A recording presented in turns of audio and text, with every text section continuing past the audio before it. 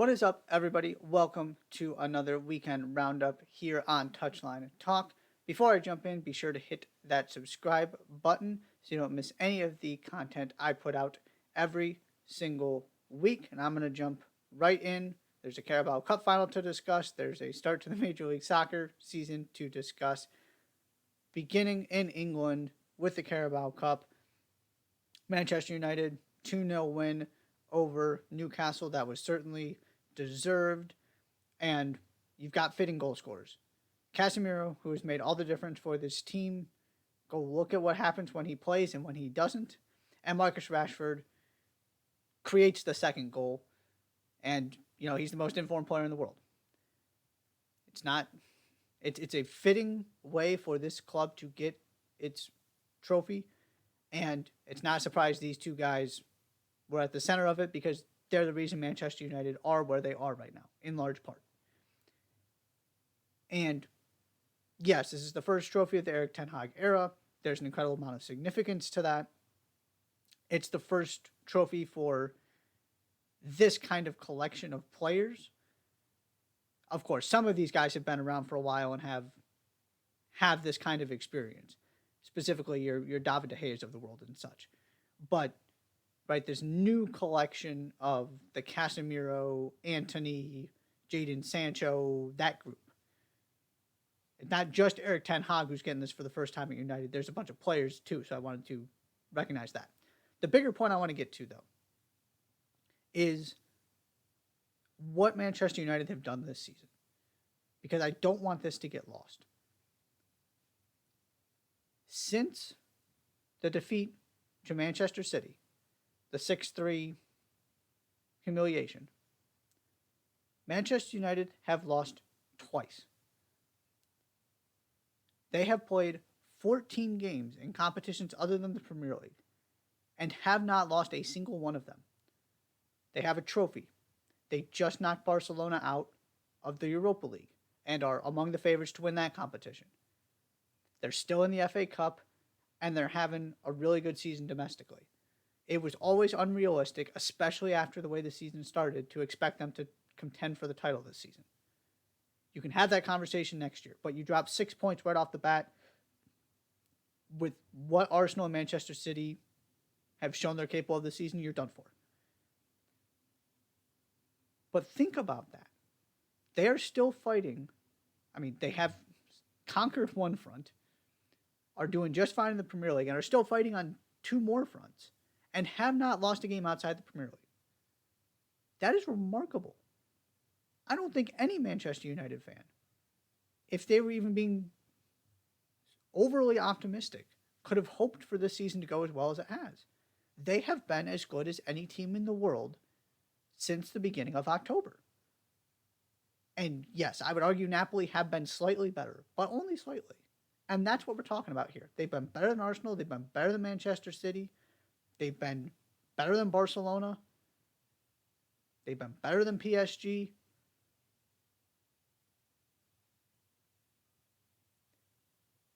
That amount of consistency and what they have turned into since Erik Ten Hag kind of got this thing figured out, got Ronaldo out the door.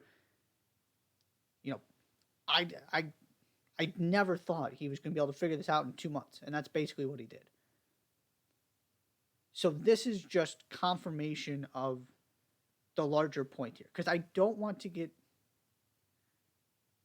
You have to separate Manchester United's season, because without proper context, it still looks great for all the reasons I already listed. But with context, looking at where they started and where some of their losses came right at the beginning of the season, when you step back and look at once they kind of figured out who they were and what they wanted to do, what they have done, it is absolutely remarkable. And they were clearly the better team in this game. There's just not that much to say. I mean, it wasn't decided by the goalkeepers, thankfully. It was just Manchester United created better chances, had the players actually deliver on those chances. They were just a better team because they are the better team. And so now you're talking about a possibility where they should make the Champions League again next season. They could very well win the Europa League. They could very well end up with 2 domestic trophies.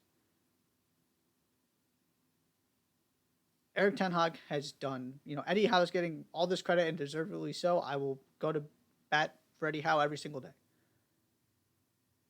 Nobody has done a better job in the Premier League this season than Eric Ten Hag. Arteta is close, but it would be easier for me to see Arsenal getting where they are, considering they've had, their ups and downs lately, based on what they did last season, than it is for me to believe that Manchester United team, where they ended last season, could be doing this on all fronts. I'm not just talking Premier League, I'm talking about overall body of work. Nobody in the Premier League has done a better job across all competitions than Eric Ten Hag. Absolutely brilliant. Wanted to give him his props, because to me, that's what this is about. It is about what Manchester United have turned into, and game in and game out what they have been able to produce consistently since they got this thing going. Of course, we also had the start to the Major League Soccer season. I want to talk about 3 key takeaways quickly, and then get to one last thing and call it good. My biggest thing coming away from this opening weekend, Toronto.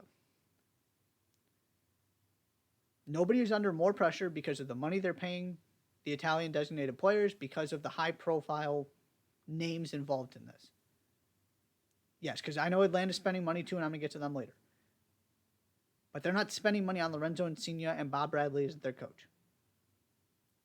Insigne goes off hurt in this game. Bernadeschi wills them into a lead, and then they give up 2 late goals and lose to DC United. And it's not just the fact that they blew this lead that's concerning. It is the continual sloppy goals. Christian Benteke is there all by himself. They just don't cover the space and let Matthias Klick run into it for the first goal. These are just fundamental defensive issues that was the problem last season. And your new center backs were out there. Sean Johnson was out there. I 100% believe this was going to be fixed. And maybe it still will be. But that looked exactly like last season's Toronto. And I don't care if you have both Insigne and Bernadeschi for every game the rest of the season. They are not winning MLS Cup with that kind of defense. I think they have enough in attack, even if Insigne misses a significant amount of time. Bernadeschi can carry this team offensively. He'll win league MVP if he's the only one out there. And it won't matter unless they stop giving up these goals and fix whatever this problem is defensively. Because it was... Early returns say it's not just the players that were out there, although I think this group is significantly improved, and I still hold out hope they're going to fix it. I'm not freaking out. But the warning signs are already there that this has not been fixed. And it was a fair question to ask, and now you got to ask it with even more urgency, because there is simply no reason they should have lost that game. Second, St. Louis goes into Austin and wins its MLS debut. Tim Parker gets the first goal to open the scoring, first goal in club history. Congratulations to him. Really cool moment. Just being a physically imposing center back, heading the ball, things you expect off of those kind of situations.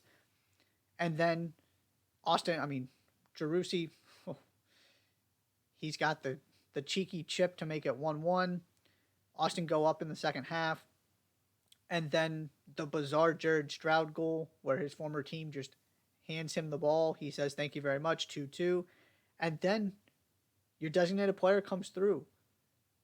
Really, really good work from Klaus to get that winner. And here they are with this win.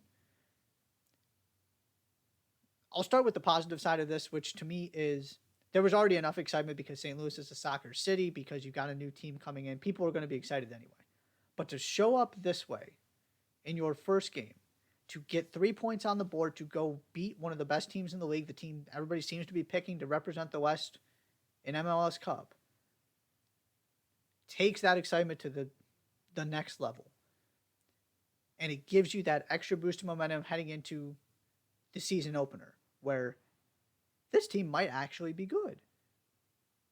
Because if you go in there and get trounced by Austin, still people are going to be excited, but there's going to be a little bit of hesitation. And especially when you're not Atlanta, when you're not LAFC entering the league, to put points on the board early is such a nice boost of confidence to really get people excited about your team from day one. I know that's obvious, but it is important. On the other side of this, those goals just kind of came in strange ways. I mean, Tim Parker's goal wasn't strange, but you can't rely on that carrying your offense. You certainly can't rely on the second one carrying your offense. And I'd argue you can't rely on the third one either. I still have questions about this team's ability to consistently generate goals. We just don't know. Maybe I'm wrong on this. They certainly did it in game one, but nothing I saw made me change my stance on the concerns I have there. And then the other part of this is the Roman Berkey experiment. Putting so much in a goalkeeper who got chipped in his MLS debut. Now, that was DeRussi. It was incredible. I'm not too worried about it. But I don't see Berkey being a difference maker, and that's what you need players you're investing that much in to be. Because your other two DPs were really good in this game. They might not be the highest profile names out there, but they showed up and delivered, which is a really good sign that they look like they have something. Whether that actually results in them making the playoffs, I still got questions. But they look like they have something to build off of and something to get excited about. And not every expansion team can say that. So congratulations, St. Louis. That's going to be amazing when they get to play at home. And they're going to get into that game with 3 points, courtesy of a win at Austin that nobody saw coming. And then finally, you can't talk about this weekend without talking about what Thiago Almada did for Atlanta United. Scores twice in stoppage time. The second one, the free kick, absolutely gorgeous. I talked about the pressure on Toronto, and I would argue Atlanta is right next to them in terms of most pressure this season. With the amount of money they're spending, it's simply not good enough to miss the playoffs. Now, injuries had a lot to do with that last season, but you're kind of in this new post-Joseph Martinez era now, and this is Thiago Almada's team. You have cleared the deck to let him do his thing and maximize what you have in your, World Cup winner. And boy, did he deliver in this game. It wasn't always pretty. They missed a penalty. They went behind. It's a game they should win. So I have a hard time really getting excited about a home win over San Jose. But again, this is a team that needs to start the season well to get some confidence, get some excitement back in that fan base, believing they're back on the right track, that this season can be different. And stealing 3 points like that and having a player put on a show like that goes a long way towards restoring that confidence. This is his team. There is no question about that. The question is, how far can he carry them? What kind of support does he get? Are they still fighting for a playoff spot? Are they better than that? Or are they back among the best teams in the East? Again, all this stuff is going to take time. We don't know the answers to these questions, but those are the 3 things I'm really looking at, both the positive and negative side, heading into week 2 of the MLS season. Loved a lot of what I saw from the Apple broadcast. I'll address this real quickly. The actual game production value, outstanding. I liked the whip around show. They're going to get it even better as they continue to sort of get into a rhythm with it. I'm just a huge fan of that idea. I thought they did it pretty well. Yes, there are some bumps that need to be evened out a little bit moving forward, but I like what I saw. So congratulations, Apple, on a successful launch. Welcome back, Major League Soccer. Final thing real quickly. Bayern Munich dispatched of Union Berlin in a top-of-the-table clash in the Bundesliga. There is not much to say about this game. Bayern just dominated, put it away in the first half. So I'm just going to go back to what I talked about previously. That schedule lined up for Bayern. They managed to stay level on points, even though they played the road games against Union Berlin and Borussia Dortmund first. Now, you can say that Bayern should not be looking to stay level with anybody. They should be looking to be ahead of everybody, and that's absolutely correct. But we are where we are. They haven't had a great season. They got to this point with those home games remaining. Somebody's going to have to go in there and take points off them. And Union Berlin did not come close.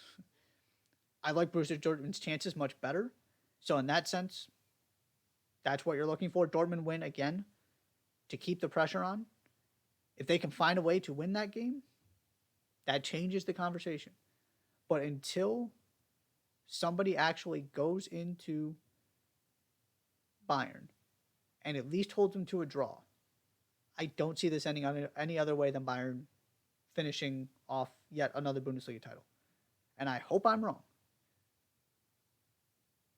But what you saw in that game just reinforced what I've been saying. It is not as simple as just these teams are tied on points. There's added context that's important to the way this thing is going to play out. That is all for the weekend roundup. Thank you so much for tuning in. Be sure to hit that subscribe button, and I'll see you next time.